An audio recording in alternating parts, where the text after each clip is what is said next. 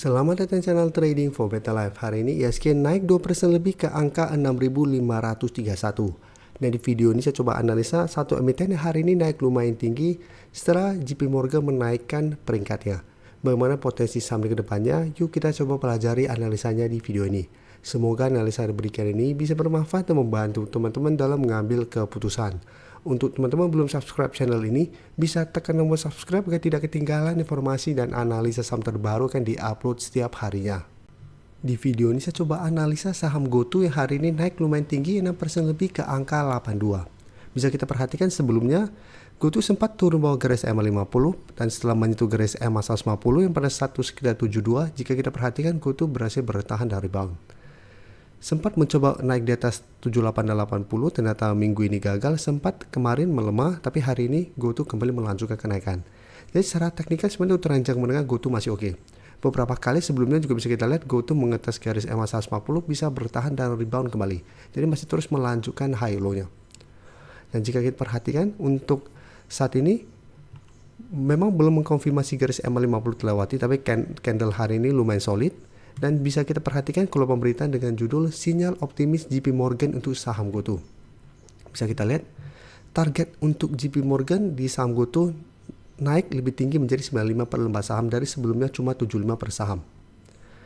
Dan peringkatnya naik menjadi overweight dari sebelumnya netral. Jadi JP Morgan menyarankan investor untuk mengakumulasi saham sebelum merilis kinerja keuangan tahun 2024 mendatang dan manajemen call pada tanggal 12 Maret mendatang. JP Morgan berkeyakinan kinerja GoTo tahun 2024 sejalan dengan ekspektasi, tetapi mungkin ada kejutan positif untuk kedepannya. Jadi menurut JP Morgan, GoTo berpotensi mengantongi EBITDA Group yang disesuaikan sebesar 173 miliar untuk keseluruhan tahun buku 2024. Pada tahun 2025, JP Morgan memperkirakan GoTo berpotensi mengantongi EBITDA Group yang disesuaikan sebesar 80 juta US dollar atau sekitar 1,3 T.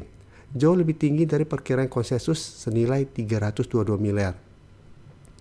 Jadi ada potensi menurut JP Morgan laporan keuangan GoTo akan membaik, sehingga disarankan untuk akumulasi sebelum tanggal 12. Dan jika kita perhatikan broker summary pada kenaikan hari ini untuk saham GoTo, ini memang terpantau ada akumulasi, asing juga 2 hari terakhir terpantau akumulasi. Tapi walaupun laporan keuangan kemungkinan bagus, tapi secara teknikal tetap kita harus perhatikan GoTo saat ini ada resisten lumayan kuat di sekitar 85 sampai 88. Dan memang saya lihat minggu ini GoTo masih ada potensi untuk lanjut naik mengetes zona ini. Tapi jika teman-teman mencoba break angka 88 ternyata GoTo masih gagal break, secara teknikal saya lihat GoTo masih akan sideways untuk tren jangka pendeknya. Jadi masih ada potensi untuk kembali melemah ke harga 78 dan 80. Sedangkan untuk teman-teman yang saat ini baru mau coba pantau dan entry saham GoTo, menurut saya masih bisa coba dipantau. Karena sekarang masih belum terkonfirmasi break garis EMA 50, saya masih bisa coba tunggu di garis EMA 50 saham GoTo dan entry di sekitar zona 78 sampai 80. Dengan target swing jangka pendek di 85 sampai 88 atau hold saja terus selama GoTo tidak turun di bawah garis EMA 50 dengan target lebih jauh di sekitar 90 dan 92. Walaupun target untuk JP Morgan itu di sekitar 95. Sekarang kita lihat saham Bukalapak. Saham Bukalapak jika kita lihat minggu lalu juga sempat turun lumayan dalam setelah sempat mengetes 150 sampai menyentuh 160. Secara candle 150 ini gagal break dan kembali melemah minggu ini. Dan bisa kita lihat Bukalapak saat ini masih mencoba untuk bertahan di garis EMA 50 150. Jadi dalam satu minggu ini Bukalapak sempat beberapa kali mengetes garis EMA 150 di harga 130 sampai 131. Bukalapak masih bisa bertahan dan hari ini berhasil naik 1% lebih ke 135. Dan bisa kita perhatikan untuk resisten terdekat sebenarnya ada di sekitar 140, baru resisten kuatnya di 150. Dan untuk broker summary di Bukalapak bisa kita perhatikan asing masih terus keluar. Tapi di broker summary kenaikan 1% lebih ini ada akumulasi. Jadi secara teknikal Bukalapak masih oke. Apabila teman-teman sudah punya, menurut saya saat ini masih bisa di hold. Yang ingin coba enter, menurut saya tetap lebih oke adalah tunggu kembali di sekitar 130 sampai maksimal 133. Kalau memang saham Bukalapak untuk minggu ini juga masuk watchlist kami berantem teman member untuk saham-saham yang berada di sekitar garis EMA 50 150.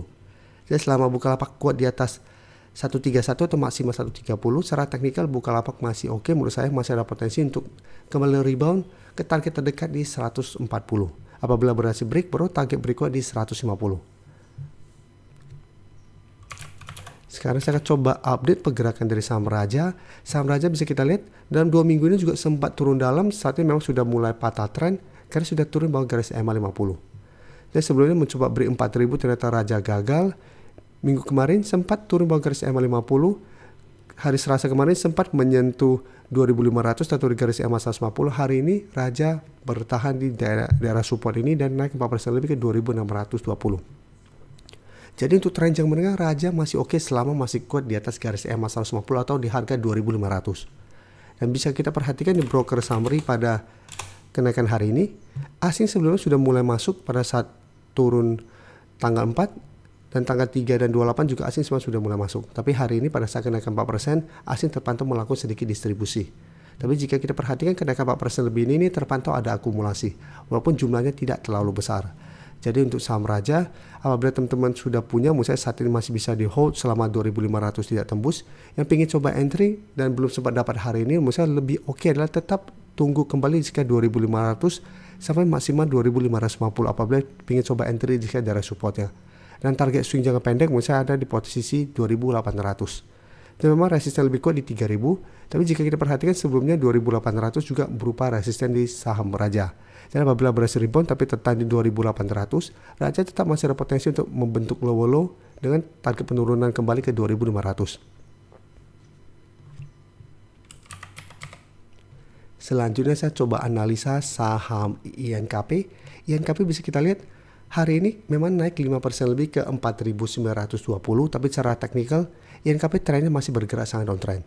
Beberapa kali sebelumnya mencoba untuk bangkit, mencoba untuk rebound, tapi masih gagal membentuk higher low, terus melanjutkan lower low-nya.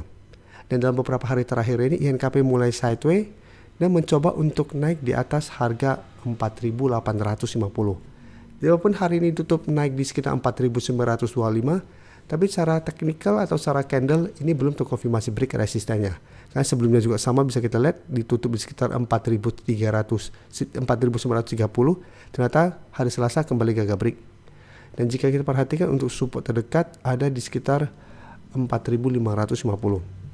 Jadi walaupun hari ini naik 5% lebih, secara teknikal INKP masih belum oke. Jadi tetap harus hati-hati. Apalagi jika kita perhatikan di sini,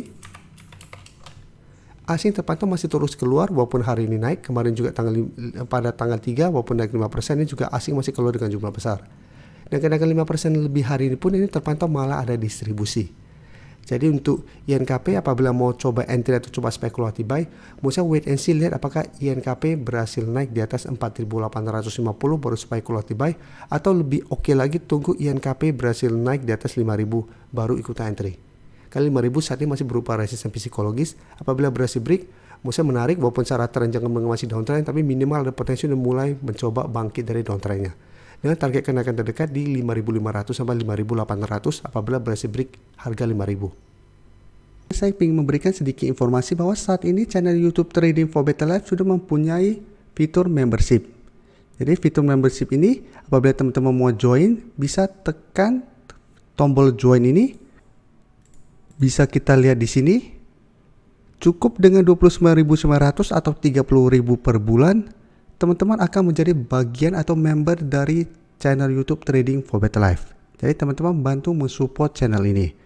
Dan dengan menjadi member, teman-teman akan mendapatkan live streaming setiap hari Minggu pada jam 9 malam. Untuk informasi lebih lanjut, teman-teman bisa pelajari di video ini. Terima kasih telah menonton video ini. Like dan share video ini bila bermanfaat bagi teman-teman, dan support channel ini dengan cara tekan tombol subscribe agar channel ini bisa makin berkembang dan bisa membantu lebih banyak orang lagi. Terima kasih.